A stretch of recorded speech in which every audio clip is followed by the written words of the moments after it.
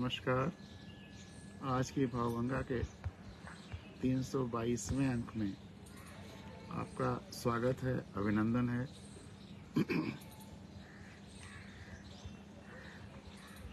एक बार फिर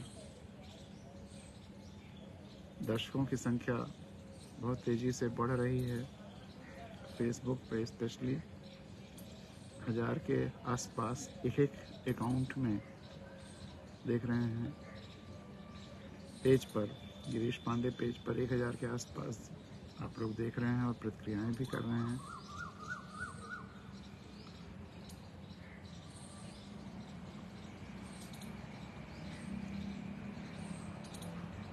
कुछ प्रतिक्रियाओं की चर्चा करेंगे, उसके बाद आजकल के कुछ घटनाओं पर चर्चा करेंगे। उन घटनाओं की गहराइयों में जाके मूल तत्वों पर, और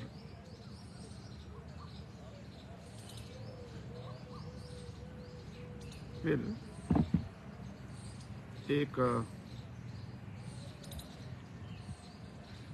दो और छोटी छोटी बातें, उसके बाद कुछ गज़ल के शेर।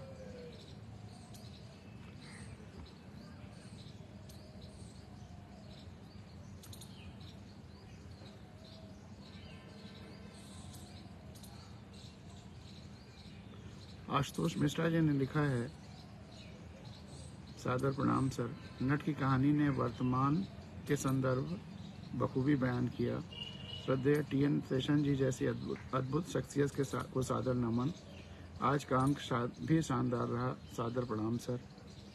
वो और आगे लिखते हैं, वाकई बरगद के बीज को देखकर तो कोई भी उस विटप के बृहद स्वरूप की कल्पना भी नहीं कर सकता। भावगंगा हम सबके जीवन का अटूट हिस्सा है। आपने सुन लिया, मैं अब अपने आपको सुन लिया, मैं अब अपने प्राणायाम के साथ सुनने जा रहा हूँ।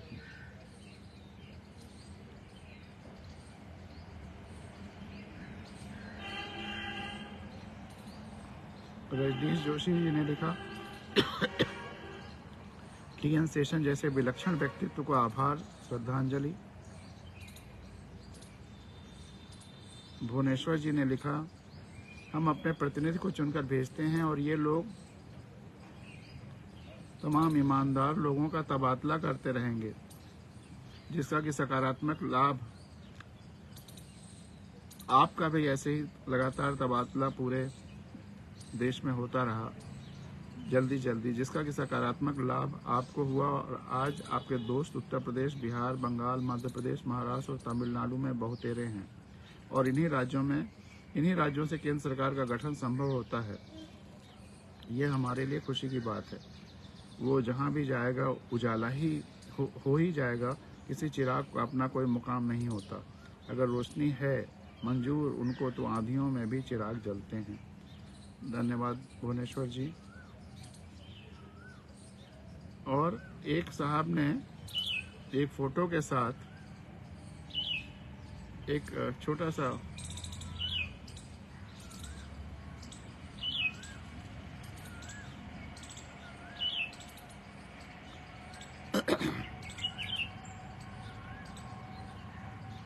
राइटअप भेजा था, याद आ गई। आज इतनी दिखावा, प्रदर्शन, चारों तरफ राजनीति किस गंदगी तक पहुंच गई है।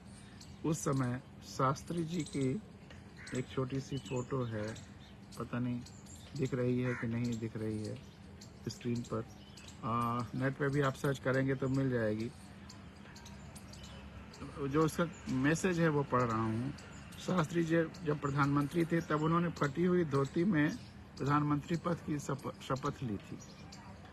बाद में पता चला कि उनके पास 2 ही धोतियां थीं और 2 ही कुर्ते थे, एकदम तपस्वी सन्यासी। जब वो प्रधानमंत्री बने थे तो उनकी धर्मपत्नी ने कहा था, अब तो नई धोती ले लो। उनका ये कहना था कि करोड़ों भारत के किसान ऐसी धोती पहनते हैं, मुझे नई धोती पहनने का अधिकार नहीं है। मैं सेवा के लिए आया हूँ, सेवक होकर के आया हूँ, मुझे नई धोती पहनने का अधिकार नहीं है। ऐसे थे भारत के लाल बहादुर शास्त्री जी। जय जवान जय किसान।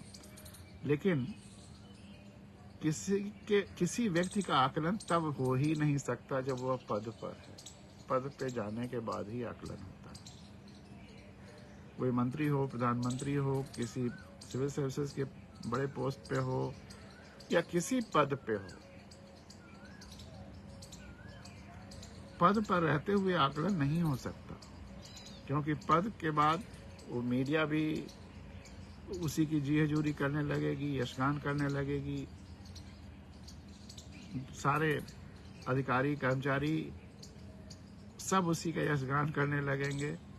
पद छोड़ने के बाद जिसका यशगान बढ़े वह अच्छा है, और पद पर रहते हुए जिसका यशगान जब वो ज्वाइन करे तो टॉप पे रहे और धीरे धीरे घटता चला जाए तो वह खराब है। बड़ा सीधा सा गणित है या विज्ञान है, जो भी कह लीजिए, कि पद पर रहते हुए जिसका यशगान आते ही बिल्कुल शीर्ष पर हो जाए, कुछ दिन तक रहे, फिर धीरे धीरे घटने लगे और पद पे जाने के बाद शून्य ही हो जाए ऑलमोस्ट, वह खराब है।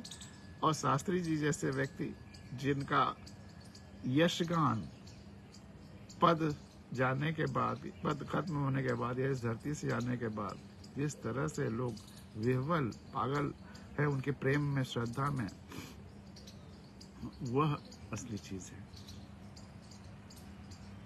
दिखावा, तड़क भड़क, प्रदर्शन, इससे लोकतंत्र नहीं चलता है, इससे लोकतंत्र नहीं जीता है। ये तो लोगों की आंखें हमारे देश में हमेशा नहीं खुली रहती हैं, अक्सर सोए रहते हैं। कभी कभी बहुत जगाने पे, झिझोड़ने पे हल्का हल्का मुलमुलाता है, पूरी तरह से शायद ही कभी एक साथ खुल जाता हो, जैसे इमरजेंसी के बाद वोट देते समय खुला। एक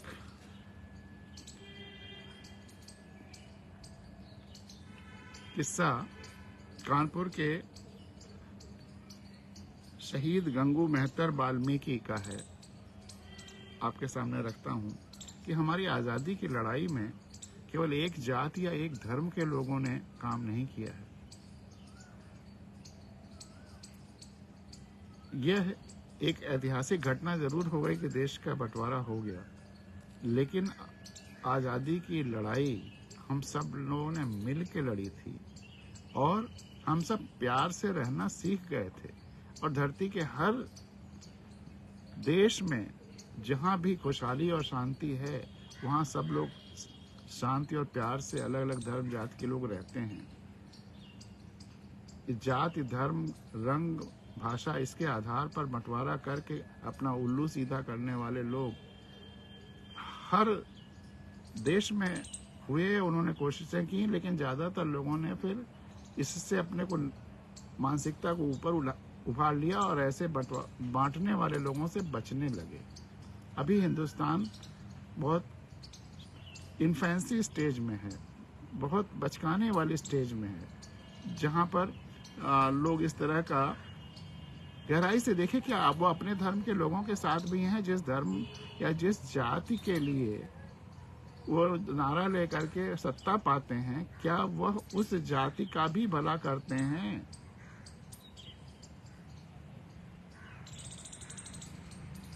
ब्रजभूषण शरण सिंह उदाहरण के लिए हिंदू राजनीति करते हैं, क्या हिंदू जातियों के लिए अच्छा काम कर रहे हैं?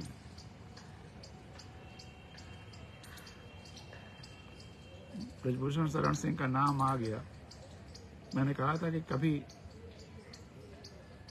उन पर भी चर्चा होनी चाहिए, भावगंगा में उन जैसे लोगों की भी चर्चा होनी चाहिए। विस्तार में चर्चा करने की ज़रूरत नहीं है, सांकेतिक रूप में करना चाहिए ज़रूर कि किस मापदंड के आधार पर हम चीज़ों को देखें। जब पहलवानों का, किसानों का स्पोर्ट्स मिनिस्टर के साथ बातचीत हुई तो जो सहमति के बिंदु बनाए गए उसमें एक ये भी था कि ब्रजभूषण शरण सिंह अब चुप रहेंगे, बड़बोलापन नहीं दिखाएंगे, कोई हरकत नहीं करेंगे उकसाने वाली, स्पोर्ट्स मिनिस्टर के साथ जो एक तरह से समझौता हुआ था वो भी, और ज़रूर स्पोर्ट्स मिनिस्टर, फाइनेंस, ये वित्त, गृह मंत्री, प्रधानमंत्री सब ब्रजभूषण शरण सिंह के टच में हैं, क्योंकि जिस तरह का माहौल और जिस तरह की व्यवस्था में चुप्पी या जिस तरह व्यवस्थाएं उनके लिए मदद करने की कोशिश कर रही हैं, यह बिना एक दूसरे के गठजोड़ के नहीं हो सकता। गठजोड़ है, निश्चित है, चीज़ें दिखाती हैं। तो स्पोर्ट्स मिनिस्टर का वो बयान ब्रजभूषण शरण सिंह ने भी सुना होगा, बातचीत भी हुई होगी, अवश्य कन्वे किया गया होगा उन्हीं के बिहाफ पे, तभी तो कहा कि अब वो ऐसी बातें नहीं करेंगे। लेकिन उसके बाद फिर गोंडा में रैली हुई और उस रैली में इतने उबाऊ और भड़काऊ बयान दिए गए, आप सब लोगों ने चाहे सोशल मीडिया पे या मीडिया पे देखा होगा, ये शर्मनाक है। तो आज की राजनीति में जो हिंदुत्व के नाम पे, भाजपा के नाम पे चुनाव जीता हुआ ब्रजभूषण है, वह जिनका उत्पीड़न कर रहा है वो हिंदू ही तो हैं। केवल ऊपर ऊपर से आपको लुभा करके हिंदुत्व के नाम पे या एक पार्टी के नाम, एक जाति के नाम पे वोट ले लिया जाएगा, लेकिन उसके बाद तो आप ही का शोषण होगा। इसलिए ये जाति धर्म को मुलम्मे मत देखिए। हमेशा वोट देते समय उस व्यक्ति का चरित्र देखिए और शहीदों के सपने देखिए, एक आम आदमी की ज़रूरतें देखिए, अपनी ज़रूरतें देखिए, और जो व्यक्ति आसपास अच्छा है, वाकई अच्छा है, जिसका आप जानते हैं, उसको वोट दीजिए। चिड़िया आ गई है, बड़ा हौसला होता है कि उसकी आवाज़ भी भावगंगा में शामिल है।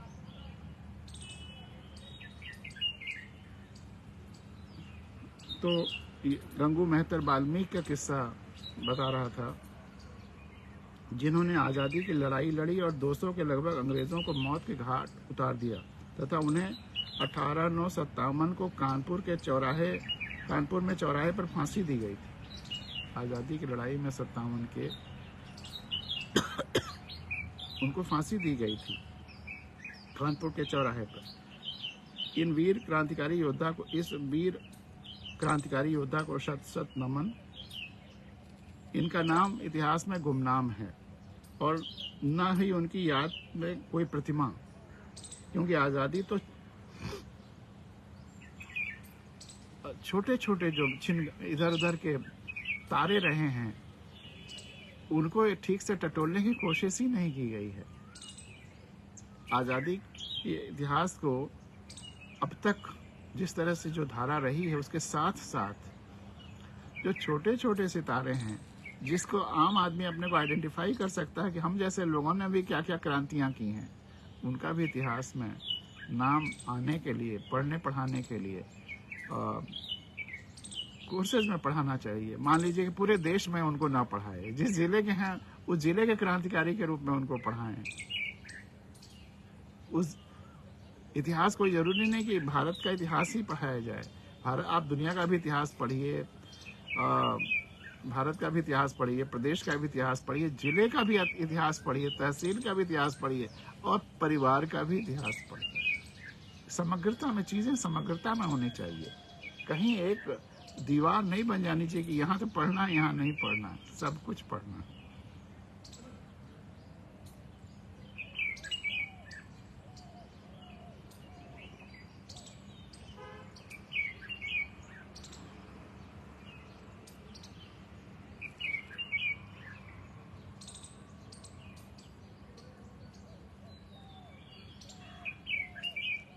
और इसी पर ये भी आश्चर्य होता है कि 21वीं सदी में जब विज्ञान ने हमारी आंखें काफ़ी हद तक खोल दी हैं, सत्य के करीब पहुंच रहे हैं, शरीर के अंदर बाहर, ग्रहों नक्षत्रों तक में क्या क्या हैं, कैसे कैसे है, सृष्टि की उत्पत्ति पे, मनुष्य ह्यूमन बीइंग से एवोल्यूशन पे इतना काम हो रहा है, सच्चाई की तलाश के साथ साथ। उस समय भी तमाम सारे बाबा, ढोंगी बाबा, अंधविश्वासी बाबा, जो जादू और कोई कुछ कर रहा है, कोई अलग अलग नए नए तरह के स्वांग रच रहे हैं, और सब जो नट की कहानी है वो केवल राजनीति के राजाओं की कहानी नहीं है।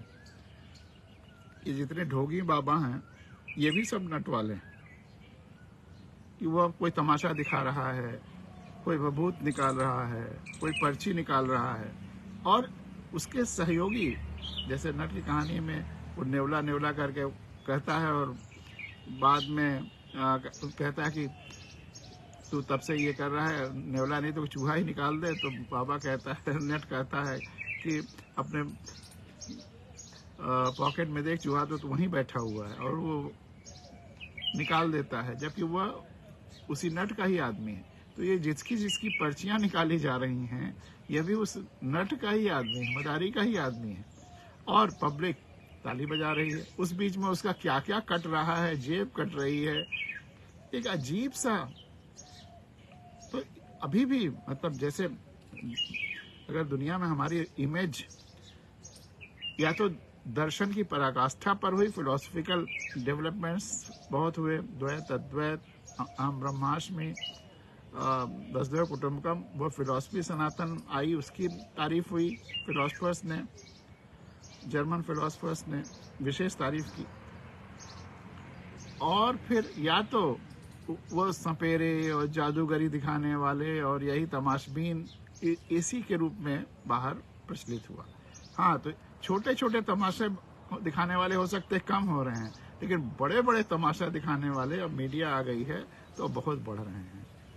और धिक्कार है इस पब्लिक को कि जो अपनी आंखें खोल करके नहीं देखती भूत प्रेत को, और किन किन चीज़ों के सब तमाम सारे बाबा तरह तरह के रोज़ नए नए पैदा हो रहे हैं, और कोई सही काम कहीं छोटी स्केल पे कर रहा है, कुछ छोटे छोटे बच्चों को पढ़ा रहा है निस्वार्थ भाव से, वह हाईलाइट नहीं होगा। लेकिन ये सब चीज़ें मीडिया में इतनी फोकस होती हैं कि लोग उधर मीडिया में अट्रैक्शन पाने के लिए भी उधर आकर्षित होते हैं। तो एक बात आज तक समझ में नहीं आई कि लोगों पर भूत आते हैं, चुड़ैल आती है, दुर्गा जी आ जाती हैं, हनुमान जी आ जाते हैं, तरह तरह के प्रेत आ जाते हैं, ये बाबा वो बाबा आ जाते हैं, और झूमने लगता है आदमी, अभुआने लगता है। लेकिन लोगों में भगत सिंह क्यों नहीं आते? लोगों पर भगत सिंह क्यों नहीं आ जाते कि वो अपनी हर हरकत भगत सिंह की तरह करने लगे? चंद्रशेखर आजाद क्यों नहीं आते? लक्ष्मीबाई क्यों नहीं आती? नेताजी सुभाष चंद्र बोस क्यों नहीं आते? शिवाजी और महाराणा प्रताप क्यों नहीं आते? यकीन मानिए उस दिन ये लोग, जिस दिन ये लोग आने लगे, तो उस दिन से किसी का भी भारत को बर्बाद करने का साहस नहीं होगा, समाज में गंदगी फैलाने का साहस नहीं होगा। और अगर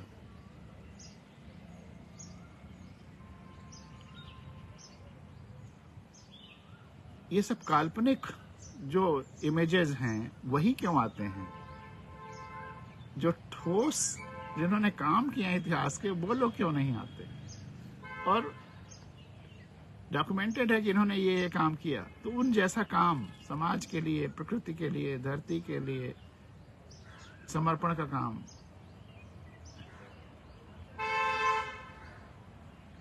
लोगों में राम या कृष्ण ही क्यों नहीं आ जाते? कि वो उसी तरह से सबके कल्याण के लिए काम करने लगे। मोहम्मद ही क्यों नहीं आ जाते जो सत्य और प्रेम फैलाते रहे थे, करुणा फैला रहे थे? पूछते तो हैं हम इनको, लेकिन वो हमारे ऊपर चढ़ते नहीं हैं, चढ़ के अपने जैसा बनाने की कोशिश नहीं करते हैं।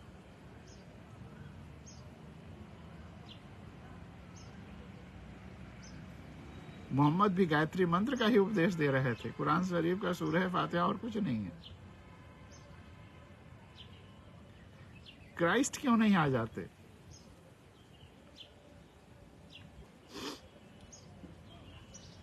तो ये सब चीजें गहराई से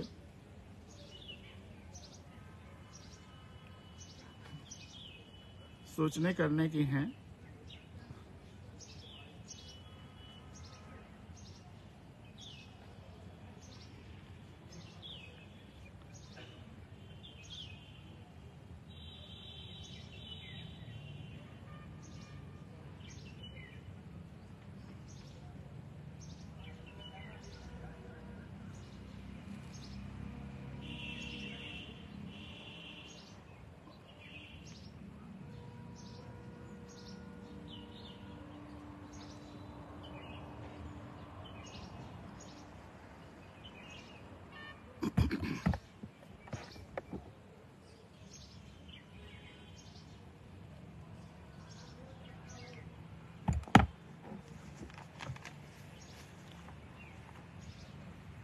और अब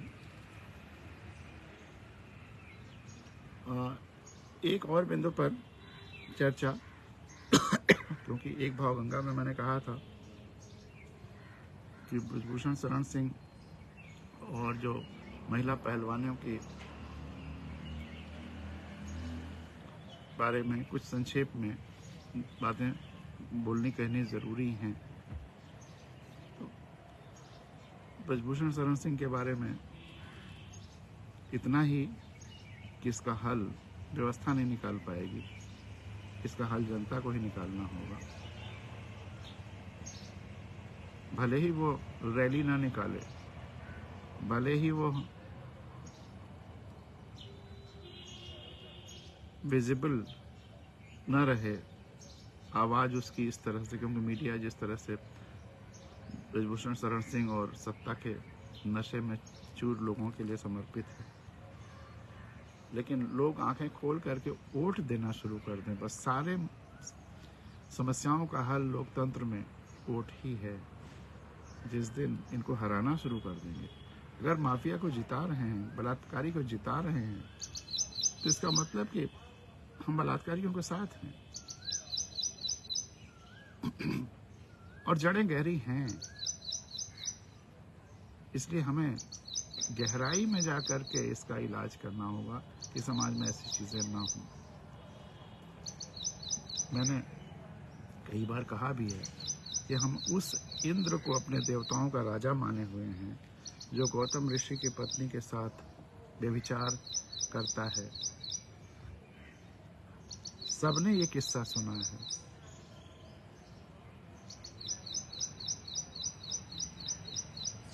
और गौतम ऋषि को जब पता चलता है तो श्राप अहिल्या को, सजा अहिल्या को मिलती है कि जाओ तुम पत्थर की हो जाओ। पत्थर की हो जाना मतलब कहीं किनारे को कारावास जैसी स्थिति में पड़ी रहो। जब कोई राम आएगा तो तुम्हारा उद्धार होगा। जिसकी कोई गलती ही नहीं थी, भेष बदल कर ही आया था इंद्र, पहचान नहीं पाई थी, लेकिन सजा उस बेचारी को दिया गया। आज भी हिंदुस्तान में वही हो रहा है, बिल्कुल साकार पूरे हिंदुस्तान में उसी मैथोलॉजी का नंगा नाच हो रहा है। अहिल्याओं को पथराया जा रहा है, सजा दी जा रही है उनके अपनों द्वारा, अपनी व्यवस्था द्वारा, अपनी चुनी हुई व्यवस्था द्वारा।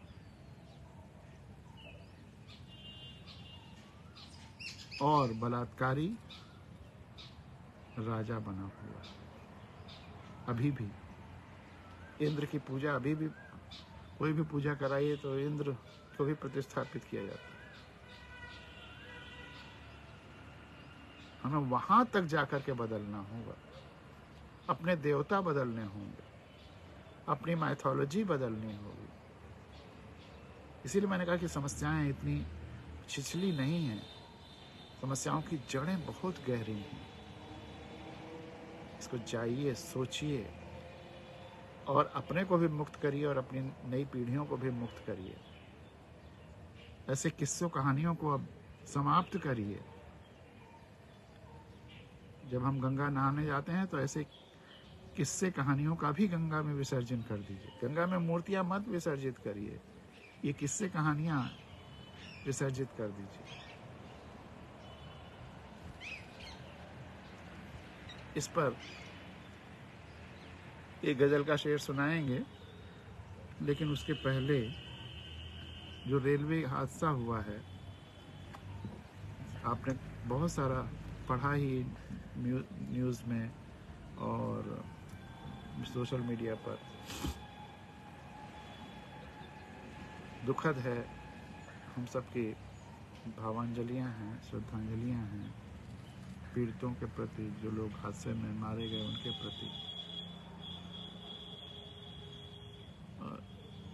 लेकिन जो सबसे दुखद इसका पहलू तो ये था कि जो धन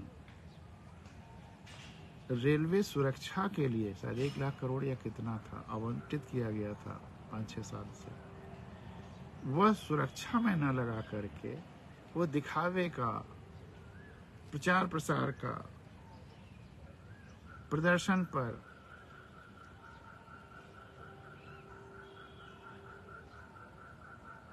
चमकाने पर, इवन फूड मसाजर पर, इस तरह की चीजों पर लगाया गया। सुरक्षा पर के फंड्स इधर लगाए गए और शॉर्टेज ऑफ स्टाफ, यह तो परपेचुअल रोना है। हर जगह, हर डिपार्टमेंट में लोगों की इतनी कमी है, इतनी कमी है, और हर जगह जो महत्वपूर्ण है उन चीज़ों को इग्नोर किया जाता है। जो दिखावे वाले एलिमेंट्स हैं उन्हीं पर ज़्यादा फोकस किया जाता है। जड़ों को काटा जा रहा है, व्यवस्था में भी जड़ों को काटा जा रहा है। बस ऊपर ऊपर जैसे पत्ती उत्ती को हम खूब साफ सुथरा कर दें, ट्रिम कर दें, लेकिन जड़ों को काटा जा रहा है। जो रख रखाव की, सुरक्षा की ये चीजें हैं, इस पर ध्यान नहीं दिया जा रहा है। इसको भगवान भरोसे छोड़ दिया जा रहा है। टैक्सेशन डिपार्टमेंट्स में भी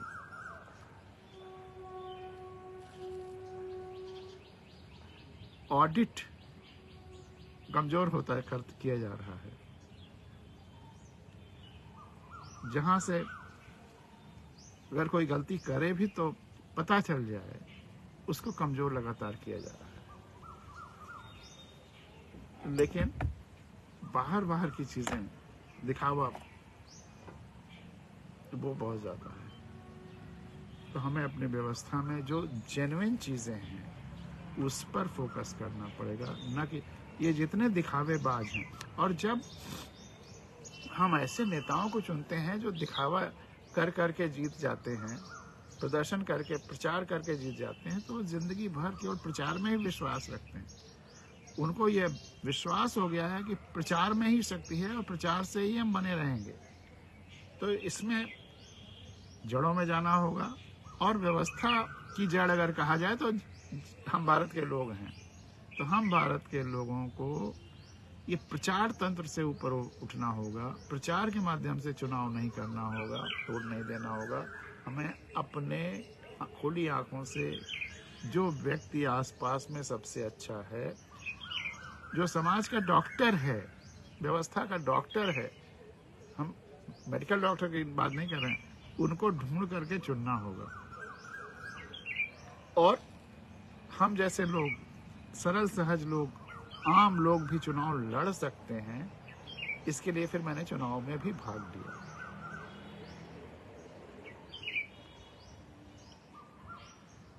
उस चुनाव में जब मैंने भाग लिया तो तरह तरह की प्रतिक्रियाएं लोगों ने मुझे दी। उसको अगली भावगंगा में परसों मैं आपके सामने, उस पर मैंने एक बड़ा आलेख लिख करके सब लोगों को भेजा, उनकी प्रतिक्रियाओं का जवाब देते हुए। वो परसों पढ़ूंगा, निकाल करके रखूंगा। लेकिन केवल एक चीज आपके सामने रख रहा हूं। मैं गौरा विधानसभा क्षेत्र में एमएलए का चुनाव लड़ रहा था, विधायक का चुनाव लड़ रहा था। एक डॉक्टर साहब वहाँ हैं, एक लोकल मार्केट में बाजार में सबसे गांव-गांव जा रहा था, सभी लोगों से मिल रहा था, उनसे मिला। तो उन्होंने कहा,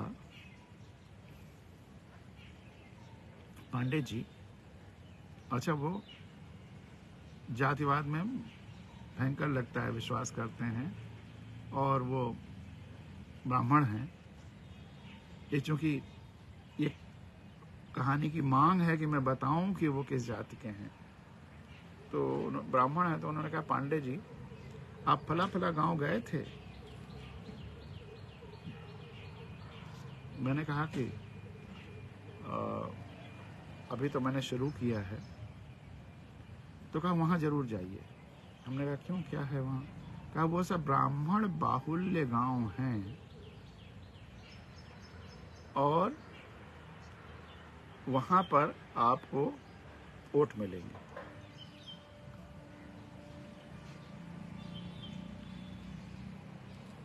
हमने कहा डॉक्टर साहब, आप डॉक्टर हैं तो आप अपने पेशेंट्स या मरीज केवल ब्राह्मणों को देखते हैं? थोड़ा चौंके। या ब्राह्मणों को वरीयता देते हैं?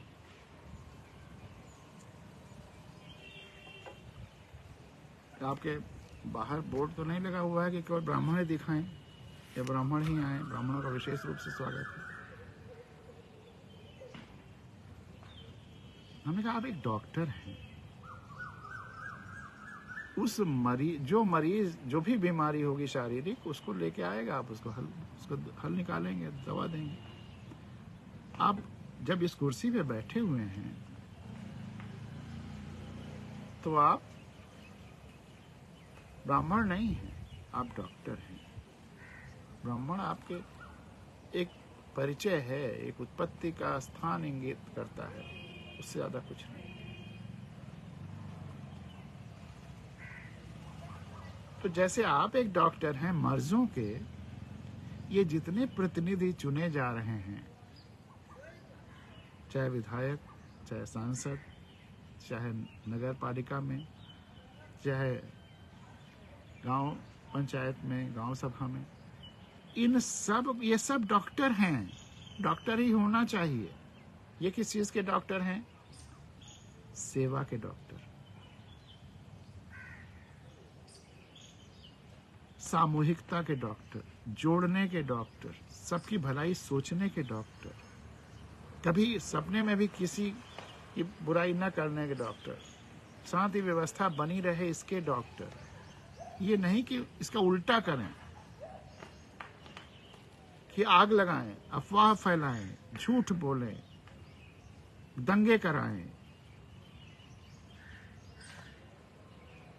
तो जिस चीज के लिए मैं लड़ रहा हूं, जिस एमएलए के लिए, विधानसभा के लिए प्रतिनिधि बनने के लिए लड़ रहा हूं, भाग ले रहा हूं चुनाव में, उस सेवा के डॉक्टर के लिए बन करके, उसके लिए होने के लिए। अब आप तो एक इम्तिहान पास करके और जीत जाते हैं, तो टीचरों को भी ज्ञान होता है, वो आपके ज्ञान को परखते हैं। लेकिन लोकतंत्र में अभी फिलहाल जब तक लोगों की आंखें नहीं खुली हैं, तब तक उन्हें ज्ञान ही नहीं है कि किस आधार पर चुनना है, किस आधार पर सेलेक्ट करना है या रिजेक्ट करना है, किसको सेलेक्ट करना है। इसलिए वैसा हो नहीं रहा है, लेकिन 10, 15, 20 साल में वो भी होने लगेगा। तो जितने भी चुने हुए प्रतिनिधि हैं, यह सेवा और समर्पण और शांति और व्यवस्था के डॉक्टर होना चाहिए। तो जिस तरह से आप इस कुर्सी पर बैठ करके केवल मर्ज की दवा करते हैं, जात पात देखे बिना, वैसे ही जो भी विधायक, सांसद या चुने हुए प्रतिनिधि हैं, उनको केवल और केवल सबकी सेवा, सबकी देखभाल, सबकी खुशहाली, बच्चों की शिक्षा अच्छे से, सबका स्वास्थ्य अच्छा रहे और भाईचारा बना रहे, यही देखना है। अगर इसमें कहीं कोई कमी आती है तो उसे दूर करे। इसी सब चीजों का डॉक्टर है वो। तो यह जरूरी है कि हम किस तरह से लोगों को चुनें, कैसी व्यवस्था बनाएं, किस आधार पर वोट दें।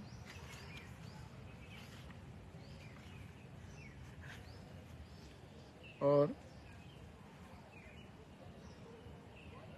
एक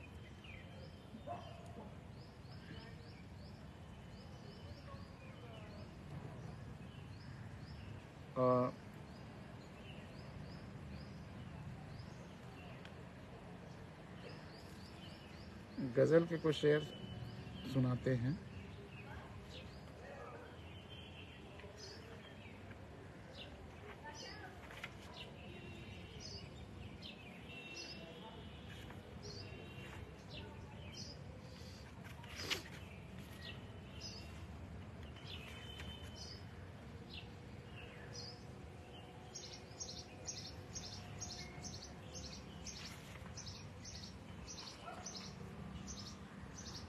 मैंने कहा ना कि अब नए नए लोगों को तलाशना होगा, नए देवता की तलाश करनी होगी। अब इंद्र से काम नहीं चलेगा। इंद्र को पूछ करके देख लिया कि हम कहाँ तक पहुंच गए, सड़न की किस स्थिति तक पहुंच गए। कैसे इंद्र को देवता के रूप में स्थापित किया गया हो, किस मानसिकता ने किया होगा, वो सोचिए जरा। पूरी दुनिया में कहीं ऐसा नहीं है। कई जगह पर यह है। एक जगह एक सेइंग है कि when work is done, heaven smiles with joy। अगर एक अच्छा काम पूरा हो जाता है तो आकाश या जो भी सारी शक्तियां खुश हो जाती हैं। हमारे यहाँ भी यह है कि जब कोई अच्छा काम होता है, राम या कृष्ण कुछ अच्छा करते हैं, तो आसमान पर तमाम सारे शक्तियां जो आकाशीय शक्तियां हैं वो आके दर्शन करती हैं और ऊपर से पुष्प वर्षा करती हैं। लेकिन इंद्र ऐसा देवता है कि अगर कोई अच्छा काम करता है तो उसका सिंहासन डोलने लगता है और वह तपस्या भंग करने के लिए आ जाता है। ये इंद्र जैसे देवता की रचना इस देश में क्यों हुई, यह बड़ी विचित्र बात है। इस पे गहन अध्ययन होना चाहिए। जिस मानसिकता ने इस पूरे देश को सत्यानाश कर रखा है, विनाश कर रखा है।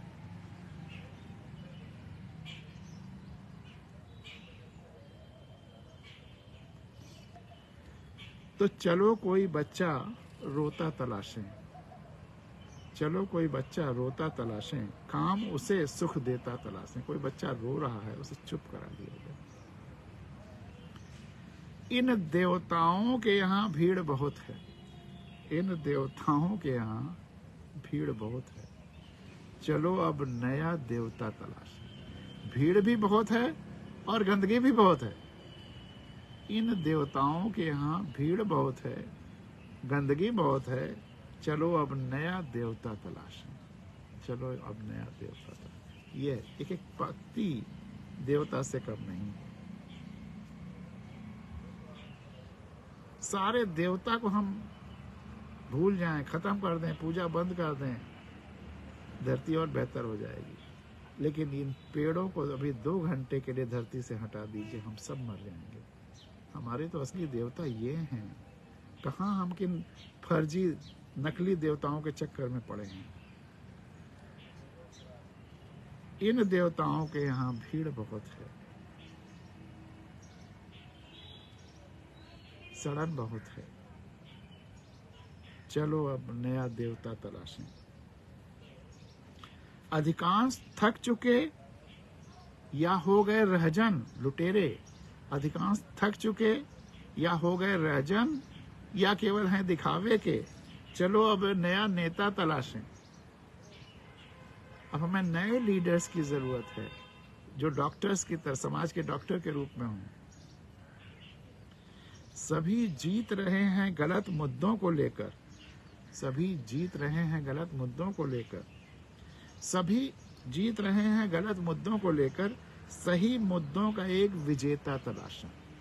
सही मुद्दों के आधार पर जीतने वाले लोगों को तलाशें। सही मुद्दे ये है, पर्यावरण बचाओ, पानी बचाओ, हर व्यक्ति को, हर बच्चे को अच्छी शिक्षा मिले, सबका स्वास्थ्य, सबके जन कल्याण की सुविधाएं, सबको सही जीवन यापन, सब सही मुद्दों का एक विजेता तलाशें। सही मुद्दों के आधार पर चुनाव लड़ने वाला लड़ेता तलाशें और विजेता तो हम बनाएं।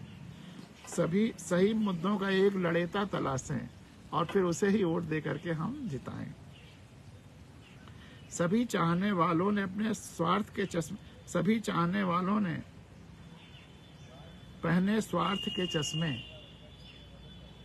सभी चाहने वालों ने पहने स्वार्थ के चश्मे। हम जिसको आजकल स्वार्थ जिससे पूर्ति होती है उसी को चाहते हैं।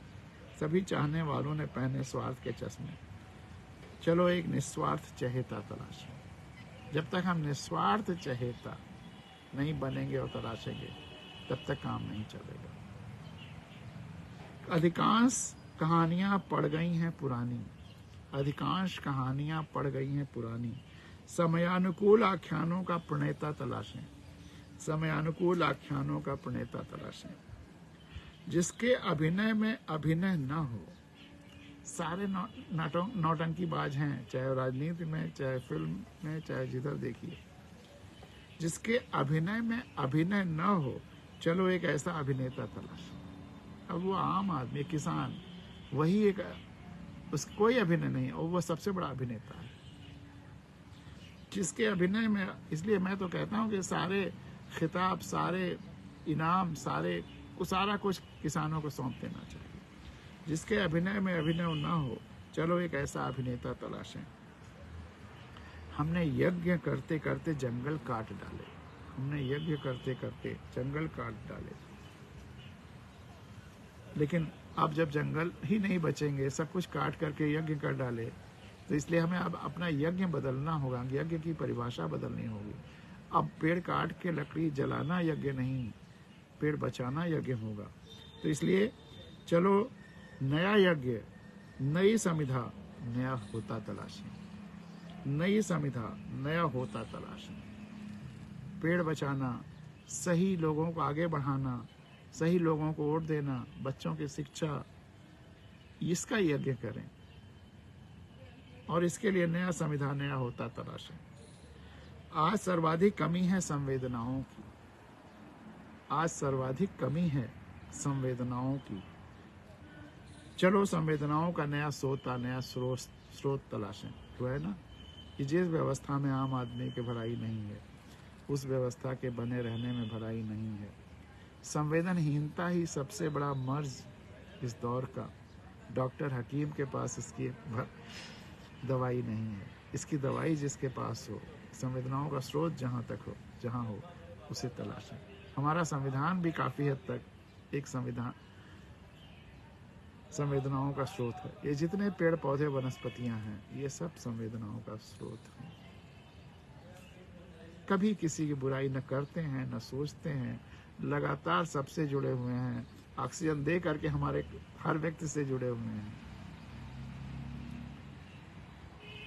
आज सर्वाधिक कमी है संवेदनाओं की। चलो संवेदनाओं का नया सोता तलाशें। अब सभी युग होंगे अच्छे आनंद से भरे, अब सभी युग होंगे अच्छे आनंद से भरे। नया सतयुग, द्वापर, कलयुग, त्रेता तलाशें। ये कहना कि कलयुग बहुत बुरा है और यहाँ पे अच्छा काम करने पे भी अच्छा फल नहीं मिलता, सब लोग बुरे हैं, यह कह करके हमने पूरे समाज को नष्ट कर दिया। हम क्यों अच्छा काम करें? जब अच्छा काम करने का बुरा फल मिलना है तो चलो बुरा काम करें। हमने प्रमोट किया है बुरा काम करने वालों को और बुरे काम को, कलयुग कह करके।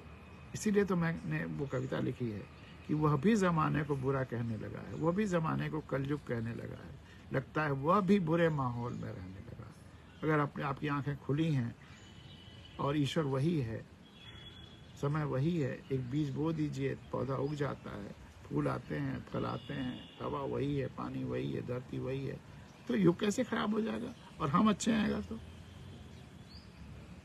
ये सब भ्रम है, हमको नष्ट कर दिया गया है। हमारी माइथोलॉजी में कुछ चीजें बहुत अच्छी हैं तो कुछ चीजें भयंकर गड़बड़ हैं। आंख खोल करके देखिए तो सही। कलयुग है, यह अवधारणा अपने में बहुत गलत है। इंद्र जैसे देवता को देवताओं का राजा मानना ये बेहद गलत है।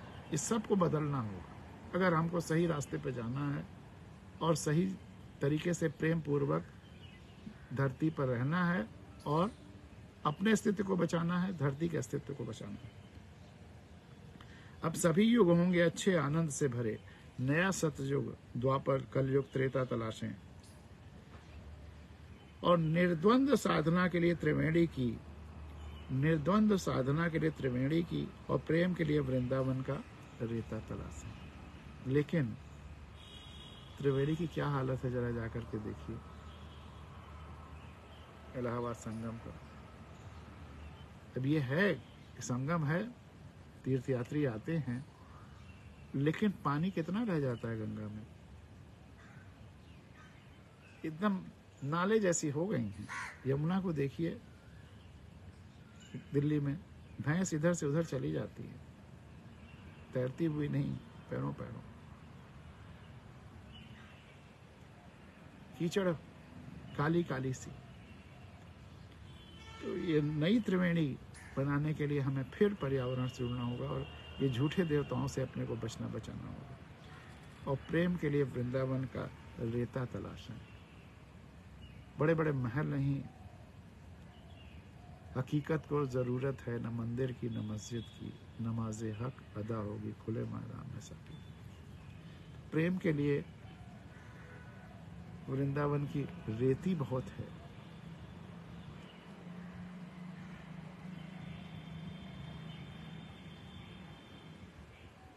त्रिवेणी की रेती बहुत है। कन्याकुमारी की रेती बहुत है।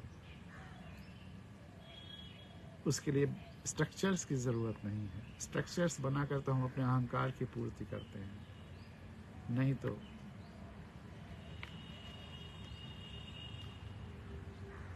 राम महल में रहकर राम नहीं बने और हम राम के लिए महल बनवा रहे हैं।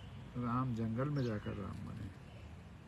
तो अगर हमें वास्तव में राम के लिए कुछ भी करना है तो धरती पर जो पेड़ पौधे वनस्पतियां काटी जा रही हैं उसे रोक करके उसको बढ़ाना है। ये जो प्रदर्शनकारी समय चल रहा है और प्रदर्शन द्वारा ही सब कुछ पाने की कोशिश हो रही है, बहुत खतरनाक है। इसको बदलना होगा, जल्दी से जल्दी बदलना होगा और मुझे पूरा विश्वास है कि आप सब व्याकुल हो जाएंगे इसको बदलने के लिए। तो करना कुछ नहीं है, आंखें खुली हों, धरती से प्यार हो, प्रकृति से प्यार हो, पेड़ पौधों वनस्पतियों से प्यार हो, बच्चों से प्यार हो, अपने परिवार से प्यार हो, समाज से प्यार हो, प्रकृति से प्यार हो, नदियों जंगलों से प्यार हो, पेड़ पौधों वनस्पतियों से प्यार हो, देश से प्यार हो, धरती से प्यार हो। बस इतना ही करना। अपने आप फिर आपके जो भी कार्य होंगे सही ही होने लगेंगे। इसी के साथ आज की भावगंगा यहाँ विराम लेती है। आपका आज का दिन शुभ हो। बहुत बहुत धन्यवाद, बहुत बहुत धन्यवाद।